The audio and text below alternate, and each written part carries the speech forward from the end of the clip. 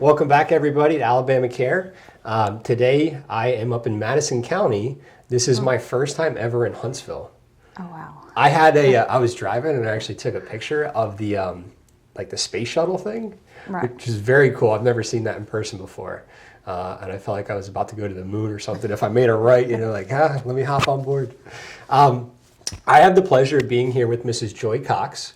And Mrs. Cox is QDDP, ARC of Madison County, and specializes as the professional career.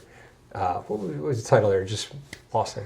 Well, I'm a work incentives practitioner, so what I do is I counsel people on their Social Security and Medicaid benefits and how they're going to be affected if they go to work. I feel like that's a big thing because everybody really wants to work, but if you have supports coming through and waiver supports and you might lose some of those, that would be a big worry for me and a big fear. But before we get too far into that, so I'd just like you to introduce, like you said, yourself again, maybe a little bit of history of how you got into the community.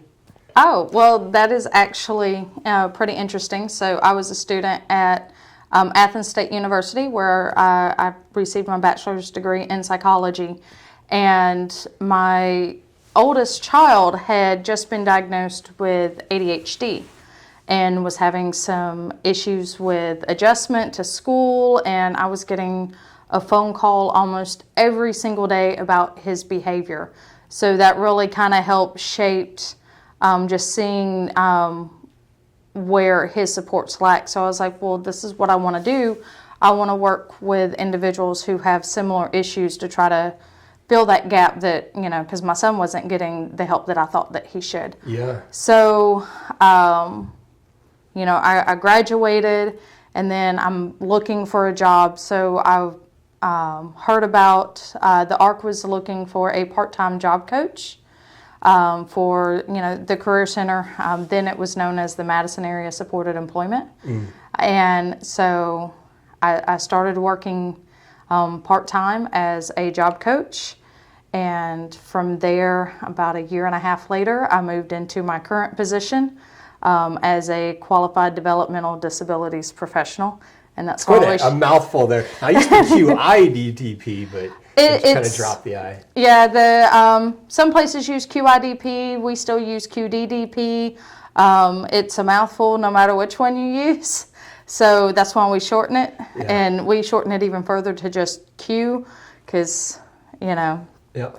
And then shortly after that, we knew that the Work Incentives Opportunity Act was going to be coming into effect, and that was really going to affect the services. So we started making moves to be able to offer the correct supports to our individuals when those changes took place. Yeah. So kind of going back there, you were in school in a psychology degree. Yes. And you achieved that. And your son was diagnosed with some ADHD, and you as a parent were feeling kind of like he wasn't getting the supports, and he wasn't getting the supports. Right. And so you kind of went through that yourself and have a pretty good understanding of maybe what some other parents and individuals are going through. Oh, absolutely. I feel like I can relate to parents when it comes to advocating for their child because, I was calling the school going, what can we do? Can the counselors talk to him? And the counselors, of course, had other duties. They didn't have time to take out for him. And then trying to educate myself on the IEP process and 504 plan and trying to do all of that. And it was very overwhelming. And everything, and oftentimes you feel like alone trying to do that. So that really just shaped my focus on what I wanted to do with my degree and career. So. Yeah, it's like you got a degree in psychology and then a master's in being able to provide and see that pathway there, like a self-independent study with learning all the IEPs and the... Oh, it is definitely, because no two people are the same. Even if the diagnosis is the same, they're not going to be the same. So you're always having to educate yourself on, this person and how whatever condition or disorder that they are dealing with affects them. I gotcha. Now, if you could give a little bit of history about ARC. Oh, well, the ARC has been around since the 1950s. Wow. So it is been around for a long time, and it came about pretty much the same way that I landed into this job. A group of parents saw a need for services for their children that had significant intellectual and developmental disabilities. Of course, in the 50s, it was known as mental retardation. Of course, we don't use that term anymore. And because best practice at the time was, if they had a significant disability, was to put them in an institution. And these parents did not want to do that. You know, they wanted to keep their child at home and educate them and care for them and not lock them away. So they came together and, you know, in several different counties. I think the National ARC had been formed at this time. I don't have hard dates on what came first, but all the ARC organizations, the you know, Madison County ARC, the state, the ARC of Alabama, and then the National ARC all formed in the 50s. And it was parents just wanting to advocate for a better life for their children.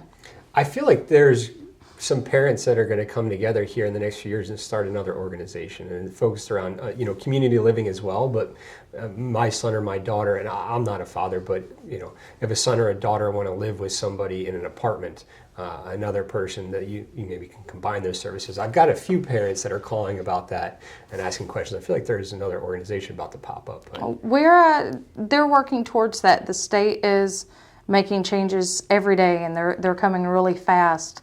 I know that I've already had some conversations with some of the individuals we serve here at the ARC about their desire to live independently and not with family, not in a group home, but to live on their own, and what they need to do to achieve that and what type of supports they're going to need, because, you know, they still may need some help, but it would still be their own apartment. Yeah. So, and one of the biggest things that, you know, we tell them is employment.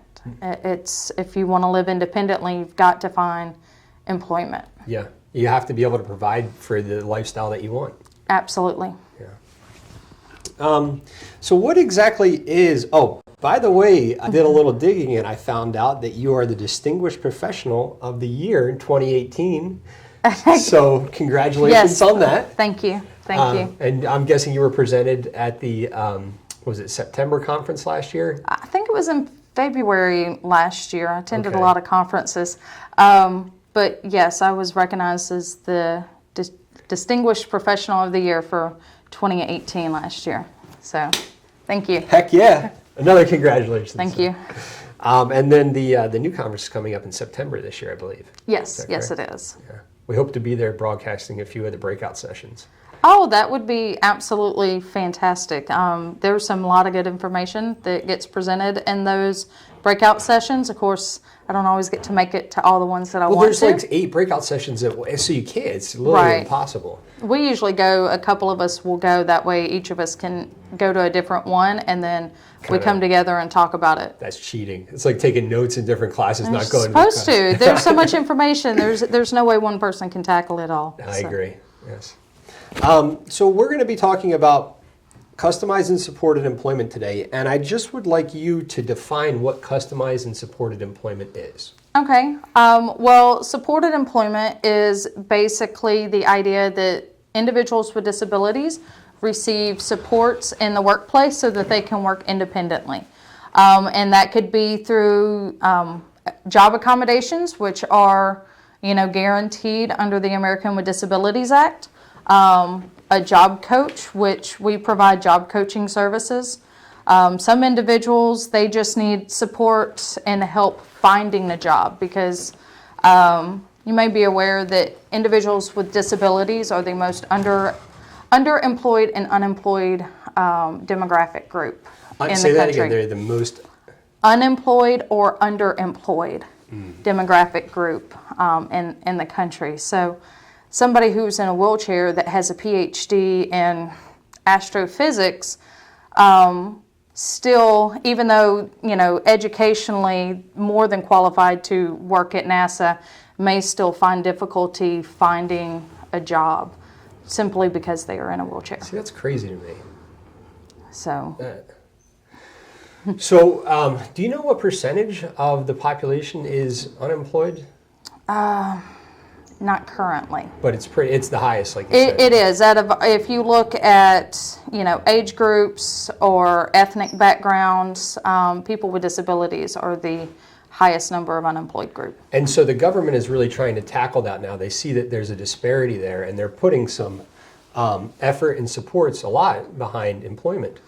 Oh, absolutely. So in the 1980s, the National ARC, what they do is they advocate for legislation for equality for people with disabilities. So if anybody listening is familiar with the Rehabilitation Act of 1973, it was amended in 1978, and part of that amendment was to guarantee funding to state vocational rehabilitation units to help with supported employment. So supported employment's been around since the late 70s and everything. And then in 2001, Congress approved the formation of the Office of Disabilities Employment Policy, ODEP. Oh, yeah. And it took me a while. I forgot what it stood for. I have to look at my notes here. I think I wrote it down. And they were formed in 2001 to make policies and procedures and to help further the goal of employing people with disabilities. So really supported employment was originally founded in the late 70s, but got a huge push in the early 2000s there. Yes. And it's kind of trickling down through the states now and getting a lot of push there. Absolutely. So Alabama is an employment first state. It means that is our first initiative that we suggest to people when they look for services and assistance. The first thing that we offer is employment. Now, is there a job for everybody if they want one? I firmly believe that everybody can do something. So it's just a matter of matching the job to the right person and the skill set. People with disabilities, some of them may not have a skill in one area, but have tremendous skill in another area. So it's just a matter of pairing them with the right job. Mm-hmm. So now I can understand that, from the course of action of finding long-term employment, it may be easier for somebody with a physical disability rather than maybe an intellectual disability that's more, an outdated term would be severe profound. Right. And so what about those types of individuals and their families? Yes. People with intellectual or developmental disabilities do seem to have more difficulty finding employment, but one thing that when I talk to employers that I tell them is, people with disabilities are great employees. One thing that we have noticed is that when a company hires somebody with a disability, the morale in that company improves overall. And that's for people with or without disabilities. And when morale improves, production improves. That's just the logical next step because people start enjoying their jobs more. Mm-hmm. So there's that immeasurable benefit there. But also, it's a misconception that people with disabilities are sicker than, people without disabilities. So, some employers were like, well, they're going to call out sick more. Mm. Not really. They actually call out less. Really? They take fewer sick days, and if they do take a sick day, then that they're truly sick because they're not, a lot of times they have somebody else that's helping them. Mm-hmm. That's not going to say, oh, well, just because you don't want to go to work today doesn't mean you can lay in bed. It's like two people trying to call out of work, doesn't... Yeah. Right. So, the numbers actually show us when Cornell University has a huge employment institute where they research this, is that people with significant disabilities actually call out less to work. So they're more dependable, more reliable. They are less late, less often. Mm-hmm. Excuse me. And I feel like those are great statistics to show people, to show business owners, show small business, big business owners. And we had an opportunity to have Mr. Keith Richards, the owner of Taziki's Mediterranean Restaurant. And they have quite a few locations. I think they're up to like 100 locations in the U.S. And I believe he employs about 2 people with a disability in about 50 stores. And he said the exact same thing, is that it changes morale. It goes from a restaurant to a family restaurant in a way. Yes. It's more of a family atmosphere there. And he was talking about the dividends that, the morale and boost productivity, stuff like that. So I've heard that from the other side as well. Well, that's good. It's nice to know that I'm not just making this up. Yeah. So do you talk to business owners and businesses about this quite frequently? We do. Actually, Walmart invited myself and our job developer they held it was a regional training session to where, they were covering a lot of topics, and they actually invited us to talk to their store managers and assistant store managers about hiring people with disabilities. And so we were able to show them, like, look, here's the facts about hiring people with disabilities. The difference between large businesses and like smaller, medium-sized businesses. And you said that almost every Publix in northern Alabama, except for maybe the newest one, has employed someone with a disability. Yes. Publix is, as a corporation, is very committed to hiring people with disabilities, and they are a huge supporter of Special Olympics and also of the ARC organizations. They're a big supporter of their community, period. So it's one of the reasons why I love them so much. We also have smaller businesses. So another business here locally is the Zaxby's, and they're all franchised. So the ones in the Huntsville area are owned by the same person. And we have several individuals that are currently working at various Zaxby's in the area. Mm-hmm. So, we get a good response from Huntsville business, from the business community, small, large, medium. They all seem to be very willing to employ people with disabilities. Now, one of the things that I imagine they would say is, we want to make sure, is there extra training that we would have to do? Do you guys do it? Is the person that we're going to be bringing in, is there extra effort there that's in? Not really. So, as a community provider for supported employment, we work with Alabama Department of Rehabilitation Services. So all the individuals that we work with go through ADRS, and then ADRS, what they do is they will refer them to us.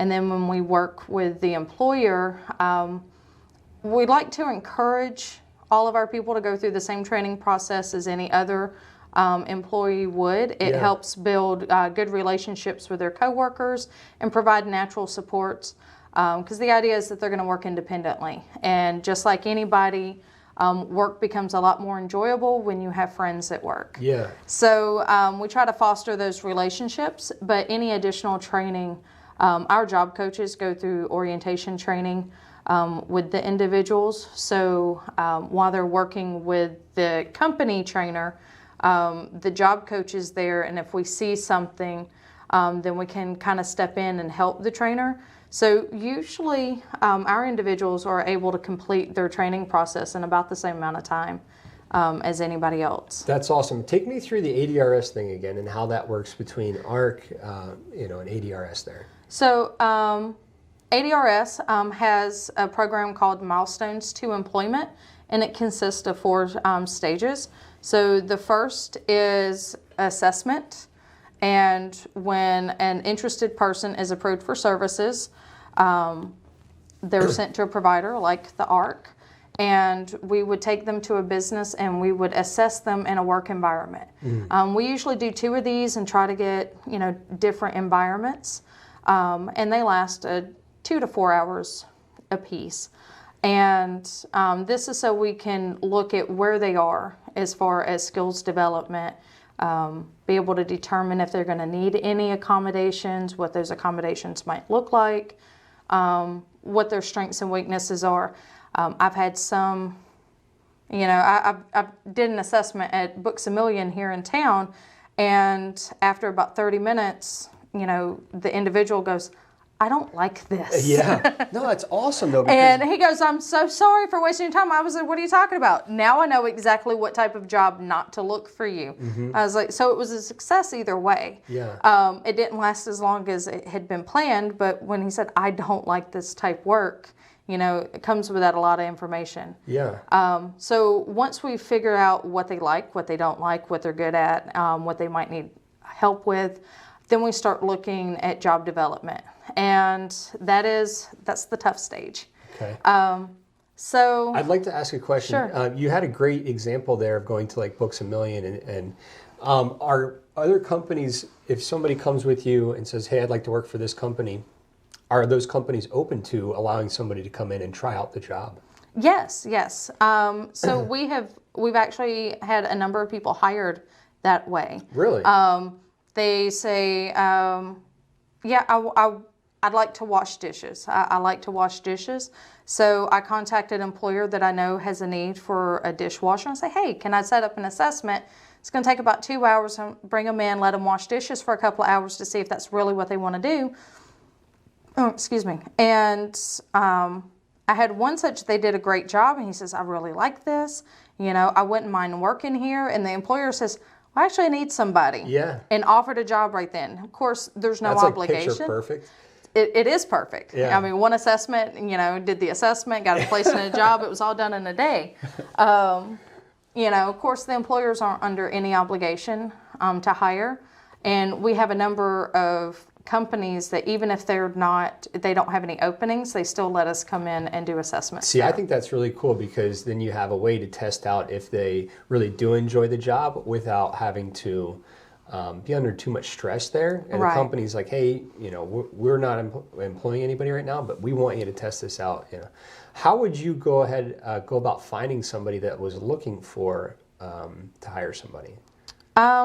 Well, it's twofold. So there's the people aspect of it, and I get a list of information from, you know, the job seeker. And, you know, what do you like? What do you don't like? What can you do? What do you know how to do? What's your employment history? But we also get a similar profile for employers. So let's take Publix, for example. We've worked with them for a long time. So we know the duties that are involved in a courtesy clerk or bagger and everything. So we have a profile that says these are the skills needed to be able to do this job. And we call it job matching. It's, hey, your skills and interests line up with their wants and needs, and you know, let's see if we can get you two together.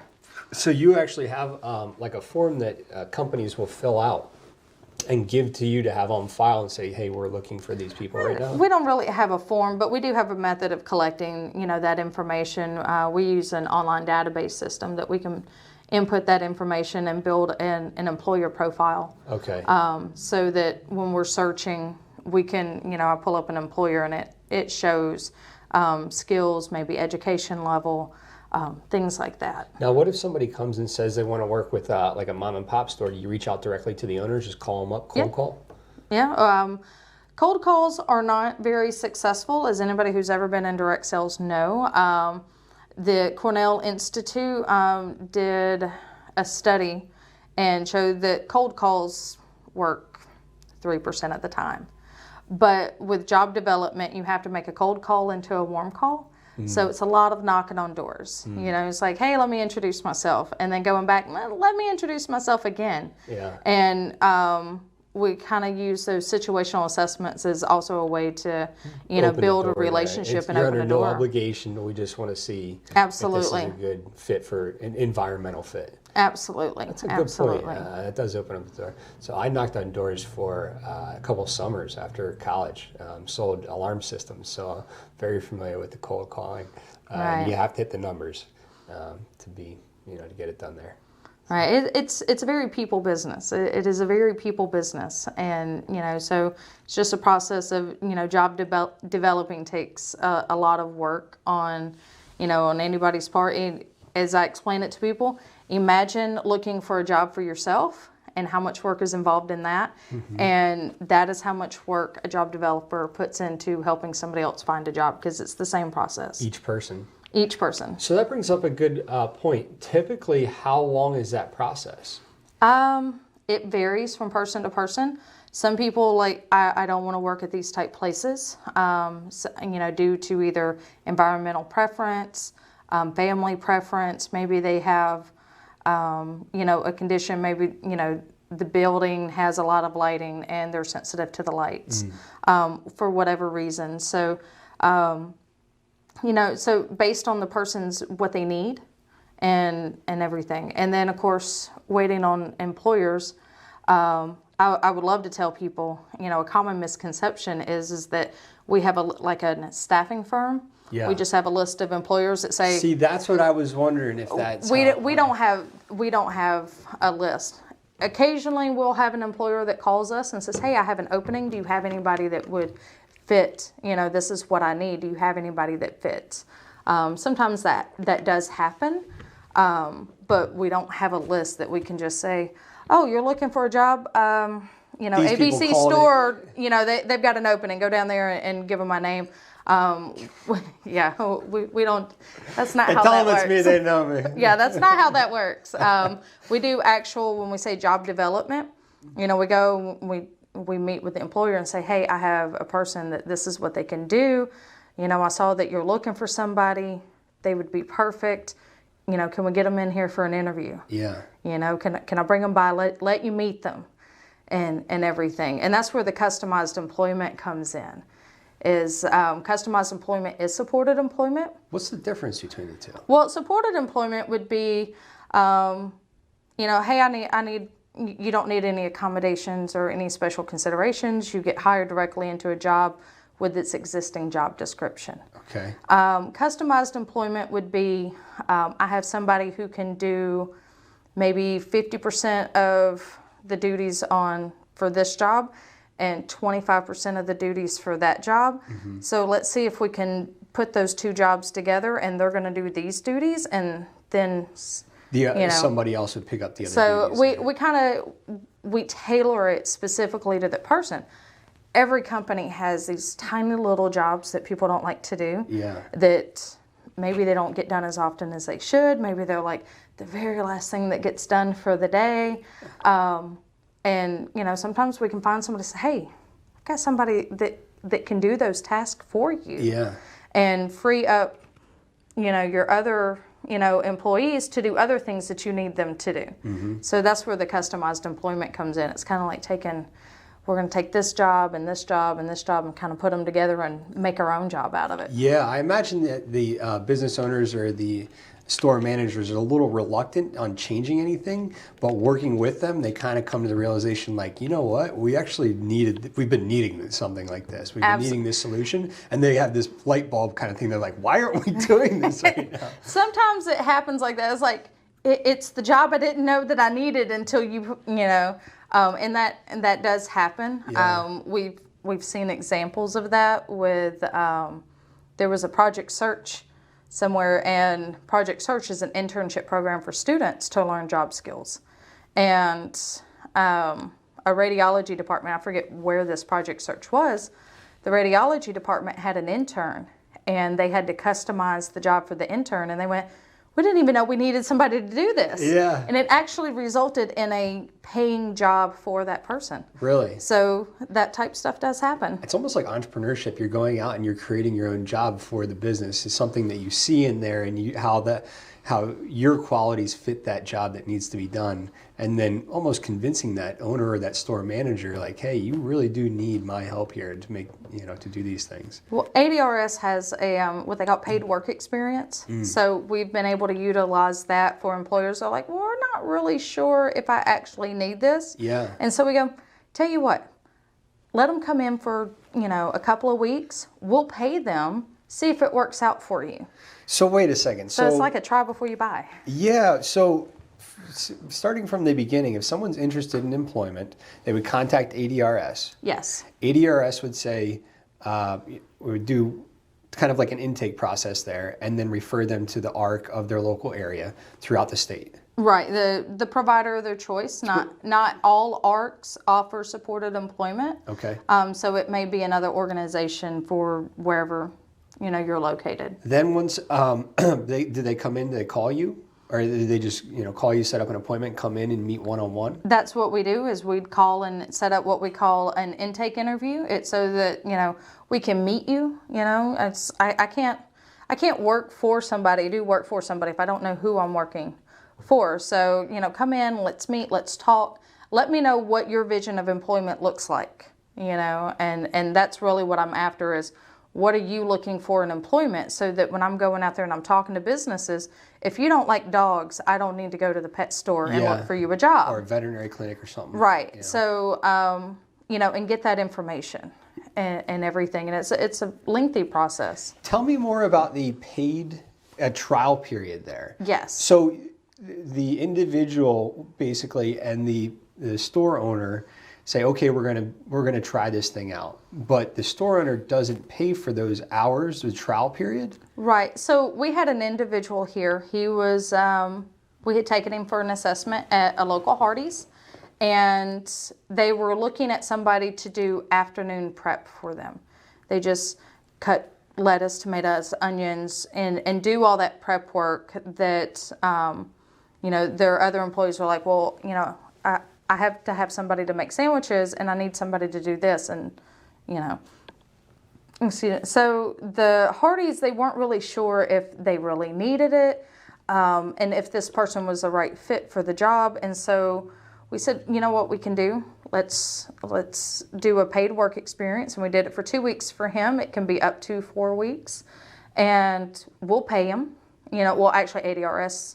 I was going to say, so where does that funding come from? That funding comes from ADRS, and we have to keep records of everything. And so for those 2 weeks, even though he was working at Hardee's, he was getting paid.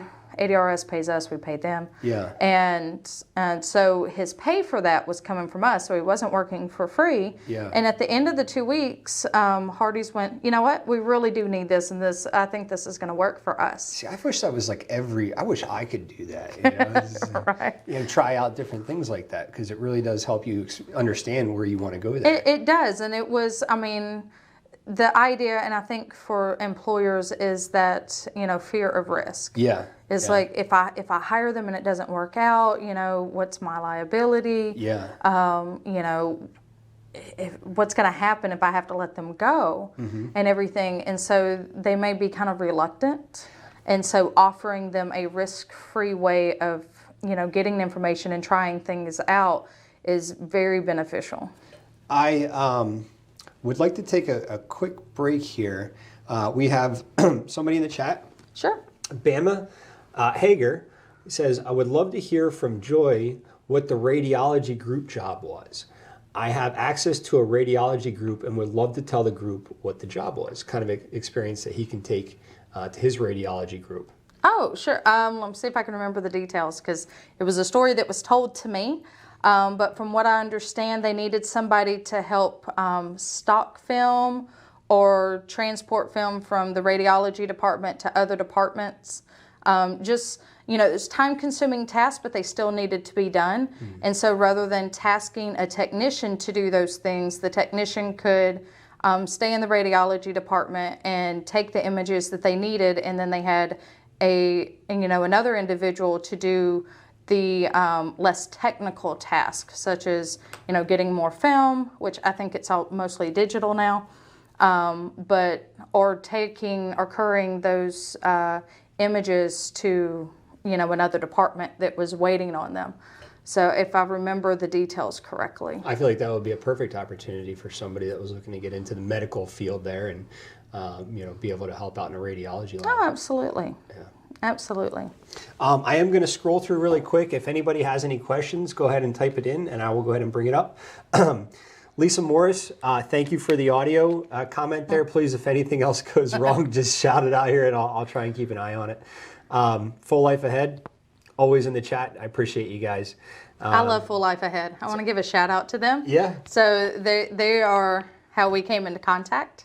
Yep. So I love Full Life Ahead. Can't say enough good things about them. I came to Alabama 2.5 years ago, and Tammy Moore and Full Life Ahead were really the first organization that I kind of buddied with, and they allowed me to do some volunteer work through them and out at camp, stuff like that. And Is that camp not the best thing ever? yeah, I'm going I out love again it. in June. Are you? I was there. I was there last June, and they allowed me to bring my children, even though, both of my children have ADHD. But and my daughter has made a lifelong friend through there, and is always talking to her on the phone, and everything. And it was a great experience. My kids loved it. I loved it. It was fantastic. I love it. I've been, I think, 2 or 3 times. We're going to go back out in June, and I think I'm not going to be part. I used to do like the buddy system where I'd be with a son or a daughter for the weekend. Okay.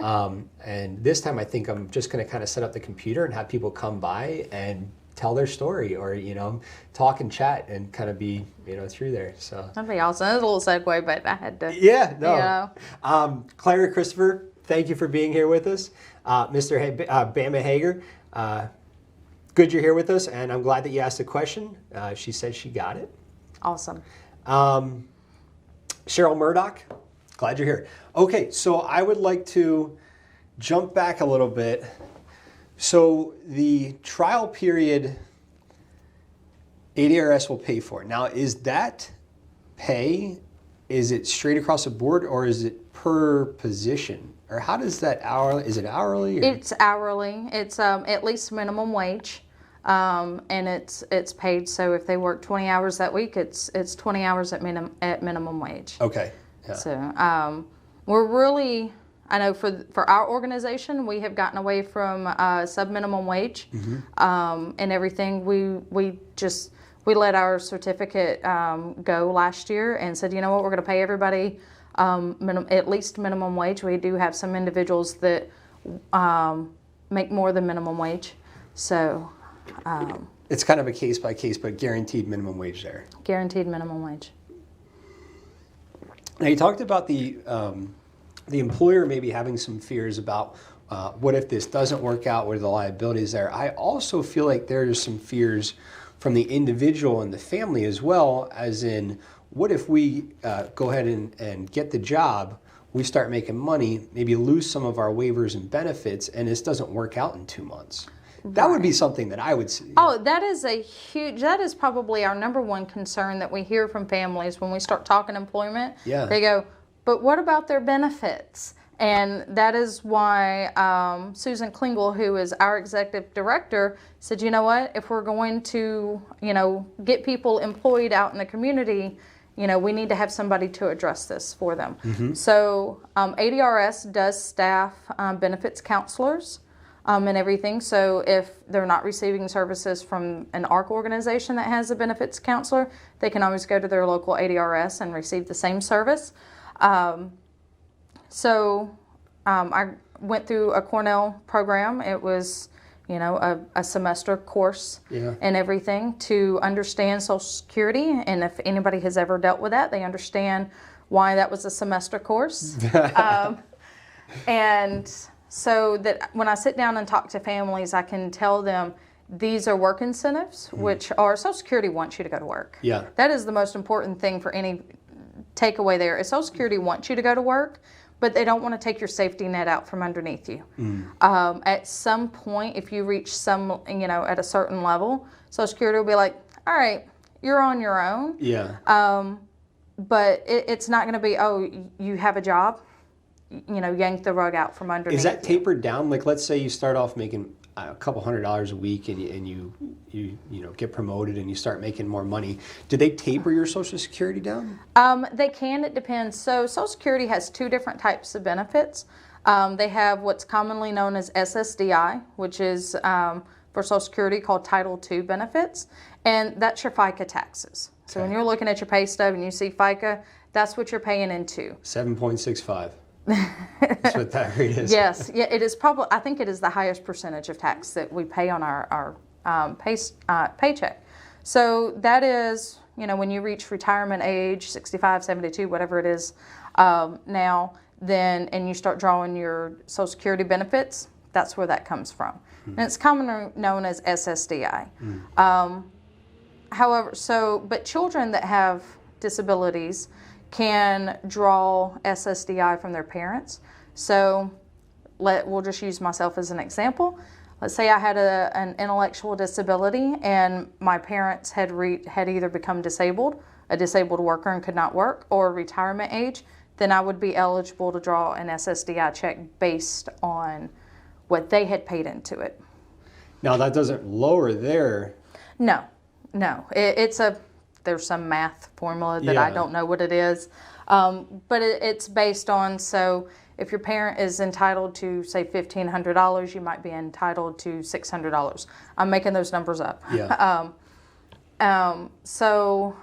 And that's an all or nothing. And they also become eligible for Medicare through that.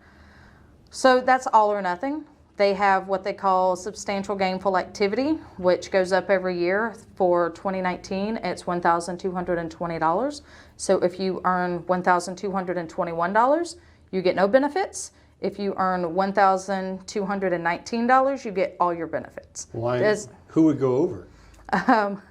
Well, in some case, I mean, if you're only getting, $600, on an SSDI check, but you can get a job making $2,000 a month, you would take the job. Yeah. One of the things that I would see as a fear, and it's just that things move a little slower, I think, sometimes with the paperwork. I became a legal guardian in November, and there were 4 months there where the person that I'm a legal guardian for didn't get her SSI check. There was just something going on in the office. I went down to the local office. So I think one of the things that I would be nervous about, not necessarily is that I'd lose everything, but there would be a gap. And if I was dependent on that income, I would be reluctant to make that jump from $1,200 to $2,000, thinking that if I got fired for any reason, that I couldn't get that $1,200 back for another 4 months. Just because paperwork and stuff like that happens. Well, with SSDI, my personal opinion is that is the easiest program to deal with because it's so cut and dry. They have hard cutoff points. So with SSDI, they have a program called trial work period. And with the trial work period it's a period of 5 years, and it's a rolling 5-year period that they give you 9 months to try work out. So, and it doesn't matter how much money you make in that 9 months. So if you are, and this is how they determine a trial. They have a trial work amount, and it goes up, and honestly, I don't know what it is for 2019. I think it was $810 last year. So if you started working in January and you only made $700 in January, February, and March, doesn't count. But let's say in April you make $1,000. You made over $800 in the trial work amount for that year, so that counts as a trial work month. And let's say you drop down to $700 for the next 6 months. Those 6 months don't count. So it's any month in that 5-year period that you make over their trial work amount for that year. So, and you get 9 of those months. And they don't, like I said, they don't have to be consecutive. We've had people fluctuate. So after 9 months, once you've used your trial work amount, then they count substantial gainful activity, which is the 1220 I was just talking about. And that's a month, the 12. And that's a month. Yeah. So if you make more than that, they say then you get a 3-month grace period. So if you start making over, 1220, they give you, 3 months. They say, okay, this is your grace period to make your plans for your check is going to stop. Yeah. And then in that 4th month, your Social Security, your SSDI check would stop and everything. And then, after that, now then if something were to happen, you lose your job, they have what they call an expedited reinstatement period. Okay, so they do address that. Yes. It's an expedited thing. Right. And then you get to keep your Medicare for a period of time afterwards also. So like I said, they're not going to just yank the rug out from underneath you. And that's where the benefits counselor comes in, so they can sit down and walk you through that and help you through each stage of this. So, because it's complicated. It's not easy. And, to help guide you through that. But it's not going to be, I went to work this month, I have benefits this month, next month I have nothing. Yeah. It's not like that. I see through the programs you're talking about that Social Security and the government really do want to give people the opportunity to work and not make it fearful, and understand that there are going to be ups and downs there, and kind of put a safety net there. I didn't know about that 5-year, 9-month thing. That's a really cool thing. Right. That's the trial, that's part of the Ticket to Work program. And in Alabama, all of our state VRs are Ticket to Work providers. So you can assign your ticket to them, and that affords you some protections also. So anybody who's receiving SSDI, utilize those incentives that are there, utilize the benefits counselors that are available to you. I mean, it is all there to help you. I mean, nobody has to navigate this by themselves. Now, what you were talking about is, the check going down. Yeah. That's the other program. That's the SSI program. And what that is based on your earnings. And so, just for easy math. Yeah. We'll just round figures, 500 easy math. grand. So, again, you have work incentives, and think of incentives like a tax deduction. So it's a way for, hey, we're not going to count this part of your income. So let's say you earn $285 in a month. From work. From work, earned income, and knowing the difference between earned and unearned income is very important when dealing with Social Security. It's one of those finite details.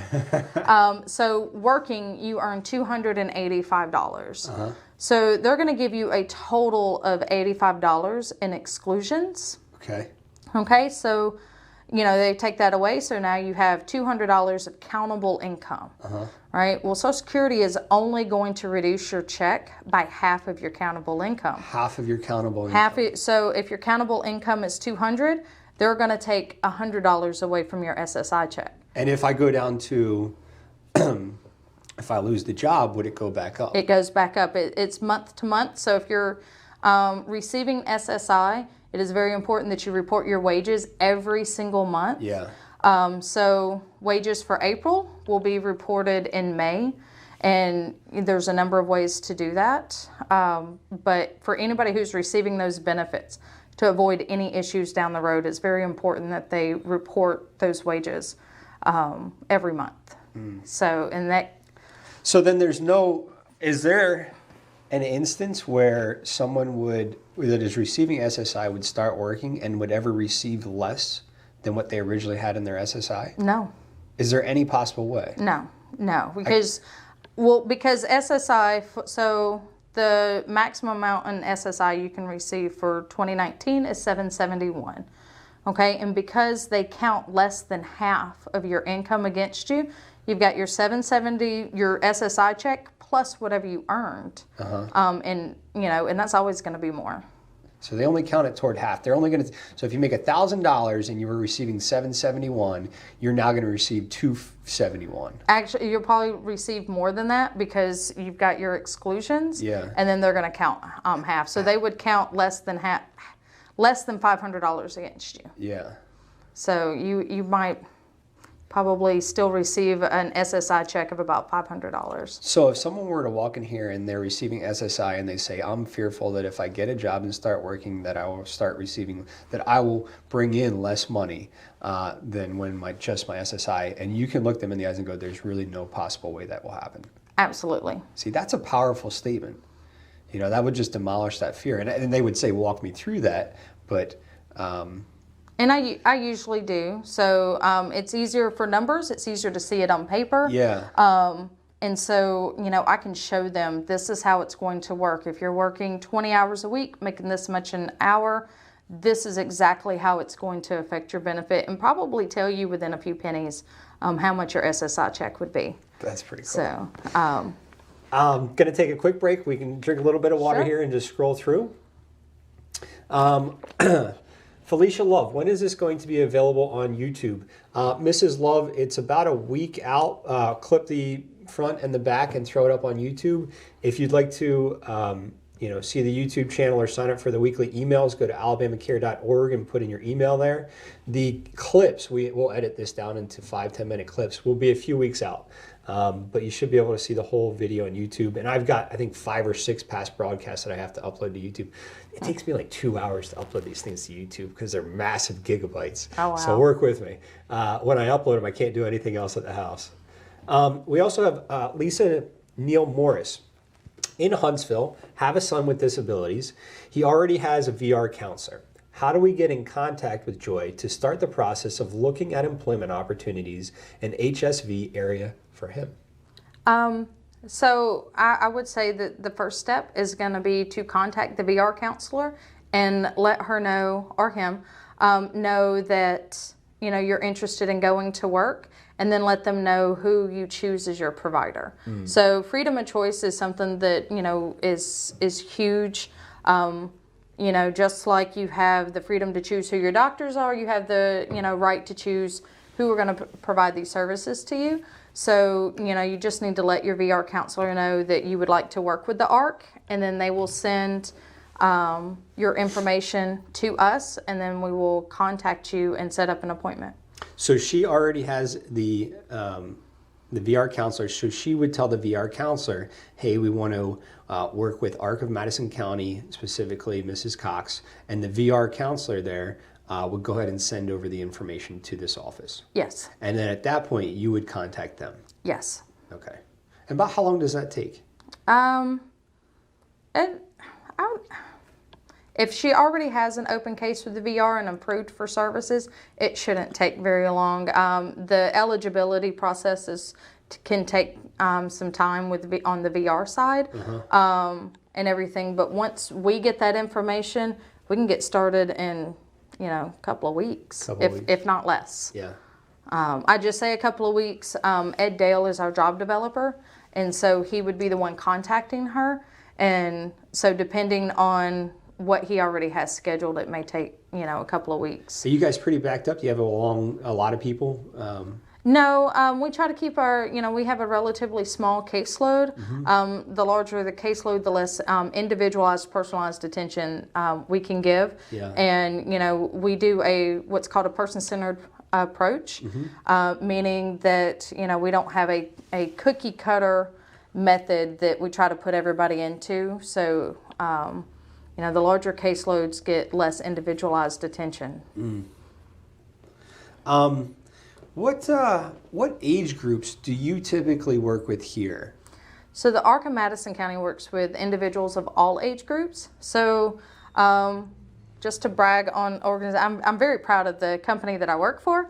So the ARC of Madison County, we have an infant and toddler program which serves 0 to 3 years old, and they do the early intervention and everything. At 3 years old, the school system picks up, but under the Work Incentives Opportunity Act, we have started working with high school students as young as 14, to provide what's known as transition services to help make sure that they know that the skills that they're going to need to know for employment, such as, workplace etiquette, ethics, how to self-advocate. Self-advocacy is we are an advocacy organization, so teaching individuals how to advocate for themselves is number one on our list. How to write a resume, how to do an interview, just all the different skills you can think of that you might need to look for a job. Have you ever had stories of people in high school getting a job after school? Not yet. The transition services are relatively new, and we haven't had a lot of graduates yet. And again, because we partner with ADRS to be able to provide our services free of charge to the community, if they don't contact ADRS, we can't work with them. I'm not going to say we can't, but ADRS provides this service, so why would anybody want to pay for it? Yeah. Out of their own pocket. Of course, that is an option. I can't say that it's not an option. It is an option. But I highly encourage going through ADRS first. But we haven't had too many graduates. We have a number of students that we started working with last year, and they're getting ready to graduate. And I'm really hoping to see some of them, looking for a job pretty soon. Yeah. What is long-term employment? Do you notice that people with a disability, when they get employed and they've gone through the process, how long is that typical employment? Do you notice 5 years, 10 years? We have We recently went through our long-term support list. So the fourth stage of milestones after we get a job and we've coached you through the job is what's called long-term support. And that is where we stay with you to provide on-the-job support for the life of the job. So 5 years down the road, if we still need to come in and work with you once a week, we'll still come in and work with you once a week. So typically, though, by the time they reach 5 years, 10 years, they have natural supports in place and they really don't need our support as much anymore. So, we talk to the families and we talk to the employer, and most of the time they say, no, we're good. You don't have to come and check on them. We'll call you. We have one guy that works at Save-A-Lot over on Pulaski Plate. He's been there over 20 years. That's awesome. We have another guy who works at Kroger over on Moores Mill Road. He's been there 17 years. If I had that wrong, he'd be very upset with me. 17 or 18 years. One of our success stories is she works at Publix on Winchester Road. She just celebrated 4 years. So we see a lot of longevity. Yeah. I imagine that's great for both the employer and the individual because it gives you some consistency, makes you that family feel. Well, training costs money. So you have to recoup. Training, any company that has high turnover has high training costs. So because our individuals, a good job match means that they're happy in their employment, and happy people don't leave their jobs. So that's a good way to put it. Pretty in your face, and it means a lot. Happy people don't leave their jobs. No, for me, I love working for the ARC, and I have no intention of leaving anytime soon. I would like you to take this opportunity to highlight a success story of someone really coming through the entire process and being very happy with their employment. So our poster child, and I call her that because we have a poster like this one that she is on. She is actually, when I say she's my poster child, she's actually on one of our posters. She came to the ARC probably in about 2014 from another provider. She was looking for employment, and she started at our day center. She next door at one of our day rehabilitation centers. She was coming here roughly 25 hours a week, and she said, I want a job. And her guardian's like, she needs a job. She wants to work. Yeah. So we sent her to ADRS to work through the process and found her a job at Publix as a courtesy clerk, bagging. And she's the one that just celebrated 4 years. Yeah. In that time, she has been recognized as from the governor's committee as employee. Well, it was under Robert Bentley, but our Huntsville Area Committee on Employment of People with Disabilities, it's a mouthful. The governor's committee, she won locally for Employee of the Year. Oh, nice. So, and every year she sets a new employment goal. She's like, I've been a bagger and I'm happy with it, but I want to be a cashier. So we worked with her to help her learn cashiering. And she had to do the same training as any other cashier with Publix. Like, there was no special consideration for her. Yeah. She had to watch the videos and take the same test. The job coach was there to help her if she needed it, but she did it all on her own. And I will have to say, as much as she's one of my favorite people to work with, I don't ever get to see her because she's always working. That's a good thing. She was here earlier today. Unfortunately, I would have loved to have her here. I wanted to have her here, but I would say, unfortunately, if it's really that unfortunate, she had to go to work. So she's at work right now, but I was like, I wonder. We should do a Skype call. There's this thing on this software we're using to record where I can put up a link and you can call in with your phone and it does like an... Oh, she would love it. We've taken her to talks to talk about her employment and everything. So she's one of our best success stories, an example of how she came to a rehabilitation center and through employment is living more independently. So her job has allowed her, she went to Disney a couple of years ago. That's awesome. She went on a cruise last year. She's planning another cruise for this year. So all of this has been made possible for her through work. And I consider that a success because she is living the best life she could live. Yeah, I want her to take me with her.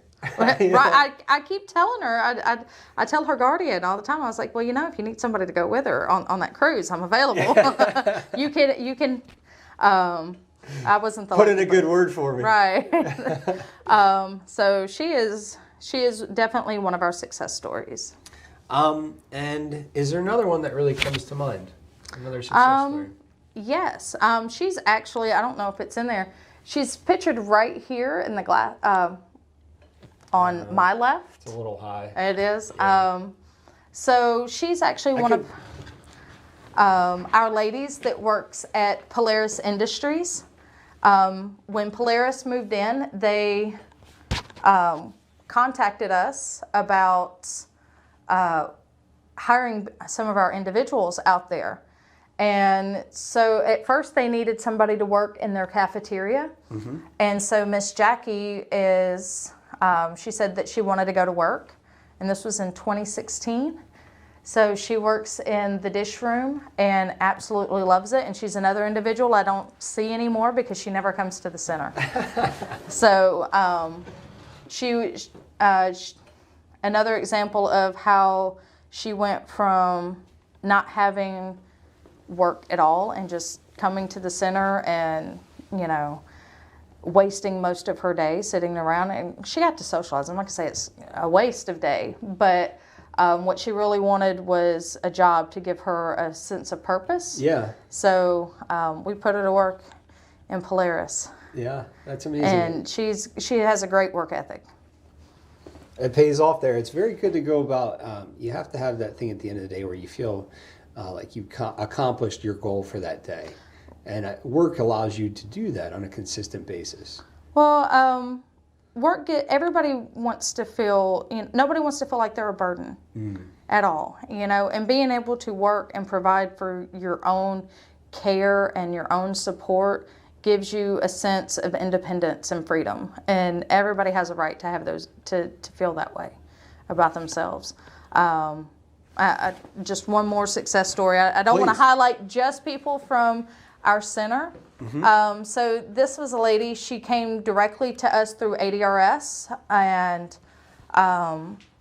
her particular disability, she has autism, and our supported employment helped her find a job at Oral Arts, which is a local dental place. They make implants and everything, and she works in the shipping and receiving.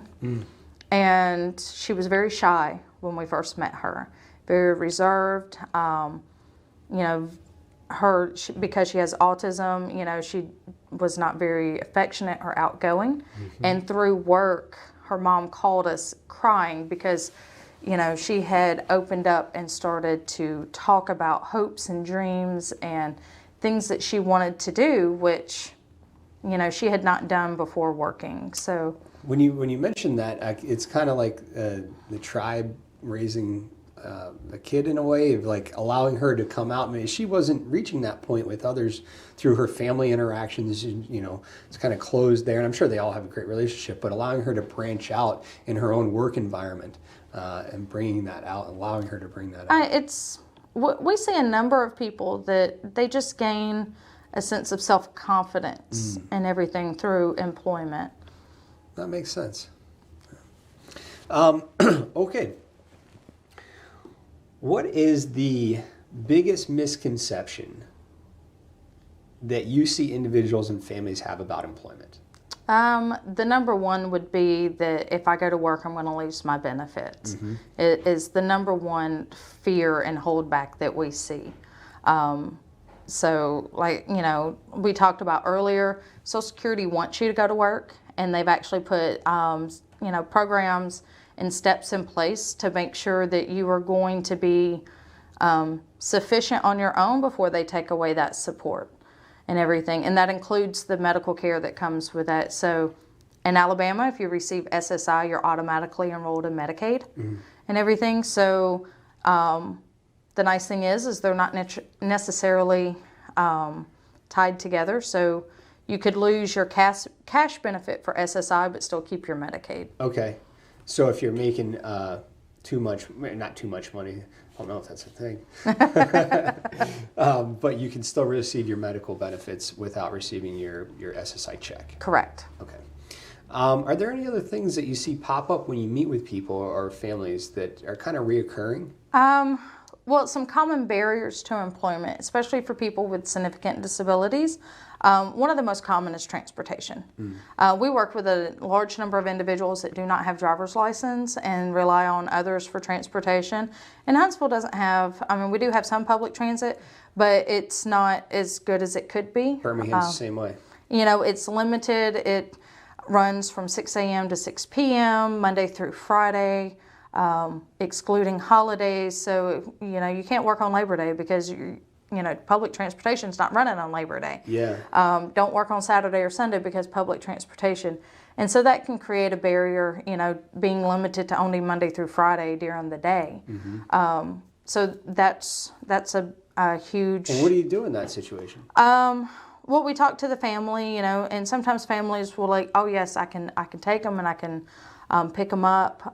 If there are, we give them information for the shuttle system, handy ride, the tram system for the local area. Of course, with Uber.